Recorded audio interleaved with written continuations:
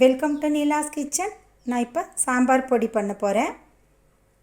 1 kilo மல்லி, 1 kilo மிளகாய் வத்தல் வெயிலில் காய வச்சு எடுத்து வச்சுருக்கேன்.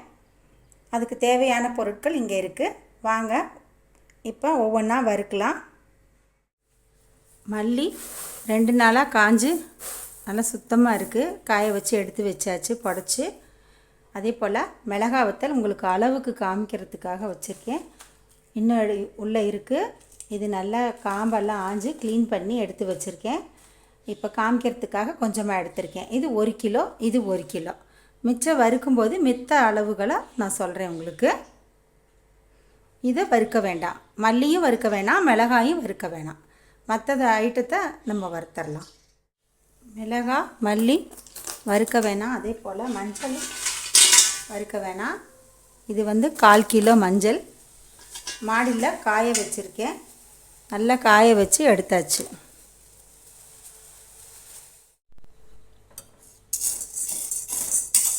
கடலைப்பருப்பு வறுபட்டுருச்சு, இதை எடுத்துக்கலாம். 200 கிராம் பச்சரிசி, இதை வறுத்துக்கிறேன்.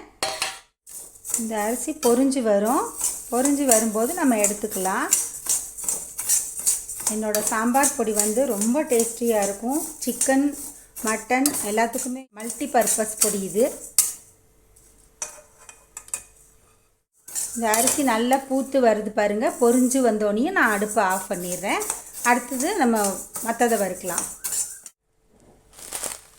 சீரகம் 200 கிராம், இதை பாதியாக வறுத்துக்கலாம். சீரகம் ரொம்ப வறுபட வேணாம். சடன்னு பொரியும் பாருங்கள். அதோடு அப்படியே நம்ம எடுத்துக்கலாம். உங்களுக்கு காமிக்கிறேன் பாருங்கள் நல்லா சடன்னு பொரியுது பாருங்கள். இந்த சடப்பு அடங்குற அடுத்த செகண்ட் நான் எடுத்துடுறேன். இப்போ நான் இதை எடுத்துடுறேன். பகுதி வறுத்துக்கிறேன்.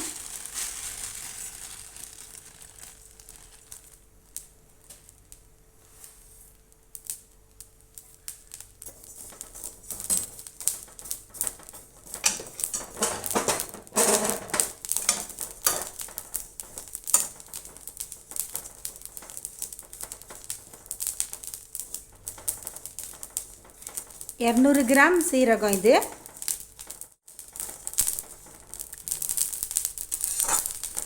பாருங்கள் சட நல்லா வெடிக்குது பாருங்கள்.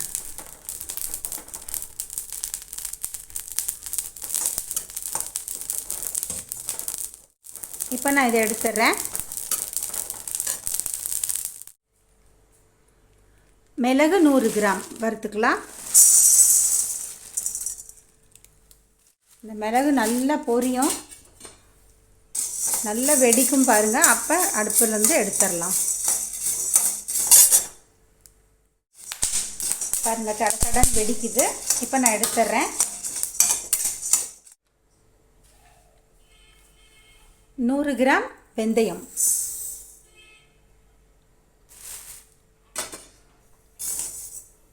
அதே போல் வெந்தயமும் நம்ம பொரியும் போது நம்ம எடுத்துடலாம்.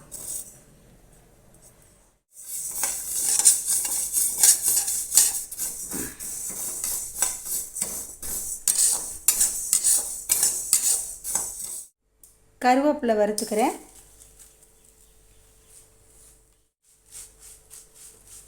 இது நல்லா இப்படியே வறுத்தோம்னா நல்லா மொறுன்னு வந்துடும். நான் உங்களுக்கு காமிக்கிறேன் வறுத்துட்டு. பாருங்கள் கருவேப்பிலை நல்லா வறுபட்டுருச்சு. இப்படி நம்ம இங்கே பாருங்கள் நல்லா வறுபட்டுருச்சு. இப்போ இதை எடுத்துட்டு பெருங்காயம் போட்டு வறுத்துக்கலாம். பெருங்காயம் போடலாம். 150 கிராம் பெருங்காயம். இது பெருங்காயம் வறுபட்டானே காமிக்கிறேன். பெருங்காயம் வறுபட்டுருச்சு. இப்போ இதை எடுத்துக்கலாம்.